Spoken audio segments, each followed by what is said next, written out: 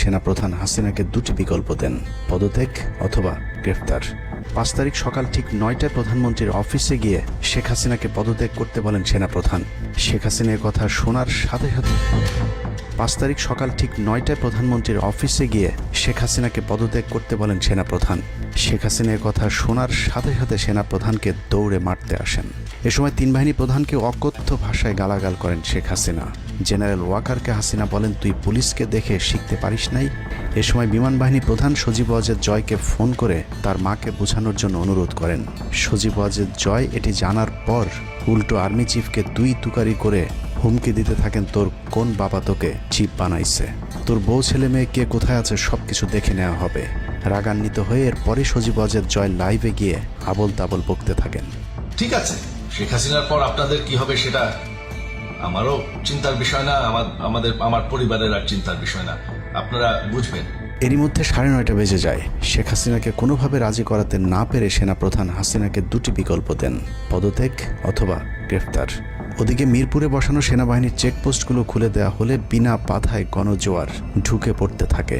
মবটি যখন গণভবন থেকে মাত্র 20 মিনিটের দূরত্বে চলে আসে, এ সময় সেনাবাহিনী এক প্রকার জোর করে শেখ হাসিনাকে পদত্যাগপত্রে সই করান। এ সময় এসএসএফের দু একজন এগিয়ে আসতে চাইলেও সেনাপ্রধান হাত ইশারা করলে তারা জায়গায় দাঁড়িয়ে থাকেন। পদত্যাগের পর শেখ হাসিনা জাতির উদ্দেশ্যে ভাষণ দেওয়ার অনুরোধ করলে সেনাপ্রধান হাসিনাকে বলেন, জীবন বাঁচাতে চাইলে দ্রুত গাড়িতে গিয়ে উঠুন, জনগণ গণভবনে ঢুকে পড়ছে।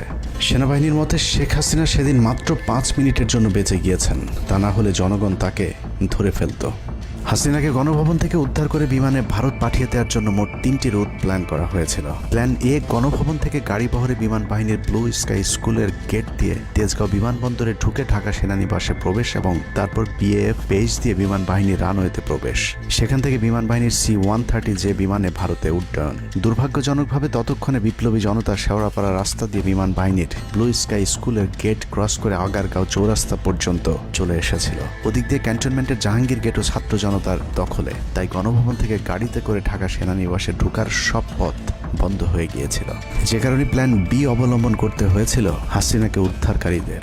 প্ল্যান বি অনুযায়ী গণভবন থেকে বিমান ঘাঁটিতে যাওয়ার তখন একটাই পথ বাকি ছিল, তা হলো হেলিকপ্টারে যাওয়া। বিমান বাহিনীর MI-17 হেলিকপ্টার চন্দ্রিমা উদ্যানের পাশে বাণিজ্য মেলার মাঠে এসে অবতরণ করে। খুনি হাসিনা চন্দ্রিমা উদ্যানের পাশের রাস্তা দিয়ে বাণিজ্য মেলা মাঠে প্রবেশ করে এবং সেখান থেকেই হেলিকপ্টারে করে বিমান বাহিনী ঘাঁটিতে নিয়ে যাওয়া হয় তাকে। সেখানে গিয়ে তারেক সিদ্দিকী এবং সালমান এফ রহমানের জন্য কিছুক্ষণ অপেক্ষা করে শেখ হাসিনা। তবে শেষ পর্যন্ত সালমান এফ রহমানের পৌঁছাতে দেরি হয় শেখ হাসিনাকে নিয়ে কোনো গন্তব্য ছাড়াই 10টা 45 মিনিটে উড়াল দেয় বিমান বাহিনীর